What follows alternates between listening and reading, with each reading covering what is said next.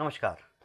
आज मैं बैठा बैठा अपने मोबाइल पर अपने ही वेब पोर्टल क्रांतिदूत.in के पुराने लेख पढ़ रहा था। तभी अचानक आज से लगभग 10 वर्ष पूर्व का एक लेख जो मेरे पिताजी श्री हरिहर शर्मा जी ने लिखा था उस पर नजर पड़ी तो सोचा क्यों नहीं उस घटना से आपको परिचित कराया जाए जो मेरे परिवार के साथ घटी और मेरे पिताजी ने ही इसे अपने शब्दों में लिखा था। सुनिए उनके अनुभव की यह अनोखी कहानी। बात उन दिनों की है जब पापा भोपाल रह रहे थे और भोपाल में एक दिन मित्र के घर से लौट रहे थे। डिपो चौराहे और पीएनटी चौराहे के बीच अचानक उनकी बाइक के सामने 8 फुट लंबा गेहुआ सांप आ गया। इतना नजदीक कि ब्रेक लगाने का भी समय नहीं था। उन्होंने बस उसकी पूंछ की तरफ से स्कूटी निकाल दी। वह सांप अपनी मस्त चाल से लहराता हुआ सड़क पार कर कहीं ओझल हो गया। सड़क पर दोनों तरफ ट्रैफिक थम गया। लोग पापा को देख रहे थे, कोई मूर्ख समझ रहा था तो कोई किस्मत वाला। पर उस क्षण ने पापा की बरसों पुरानी एक याद ताजा कर दी। ये वही दिन थे, दशहरे और दीपावली के बीच का समय। शिवपुरी स्थित हमारे पुराने घर में चौक था 20 बाई 20 का। रात को मम्मी ने पापा को जगाकर कहा, चौक में सांप है। पापा ने गंभीरता से नहीं लिया, लेकिन थोड़ी देर बाद मेरी दीदी ने आवाज लगाई, पापा दरवाजा खोलो।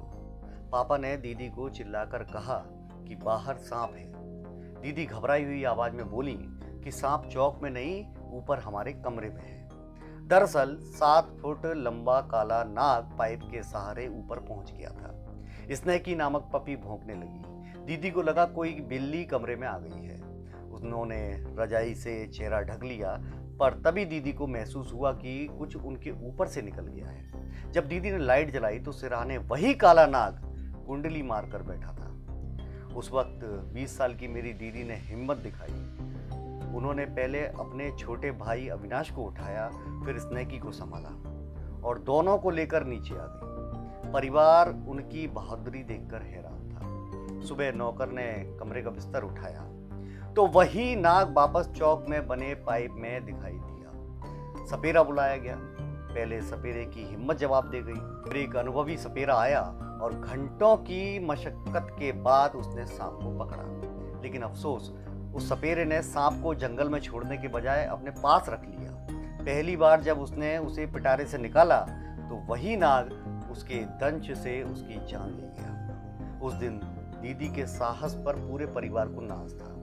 जब सबने उनसे पूछा, डर नहीं लगा, तो दीदी ने मासूमियत से कहा, मुझे लगा जैसे सांप कह रहा हो, डर मत बेटी। कहते हैं कुंडली मारकर सिरहाने बैठा नाग राजयोग का प्रतीक होता है। सच कितना है नहीं जानते, लेकिन आज दीदी सुखी गृहस्थ जीवन बिता रही हैं और हम सबके दिलों में उनकी बहादुरी हमेशा जिंदा रहेगी।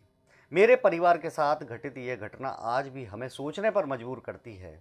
ना तो पापा को भोपाल में नाग ने नुकसान पहुंचाया, ना ही शिवपुरी में मेरी दीदी को। इतना नजदीक होने के बावजूद कोई भय नहीं। क्या सचमुच सर्प देवीय शक्ति से संपन्न होते हैं? क्या वे केवल अपने शत्रु को ही दंडित करते हैं? आपका क्या मानना है? कमेंट में बताइए। अगर आपको यह सच्ची घटना रोचक लगी हो तो वीडियो को लाइक और शेयर करें और चैनल को सब्सक्राइब करना ना भूलें। मिलते हैं अगले वीडियो में एक और सच्ची कहानी के साथ। नमस्कार।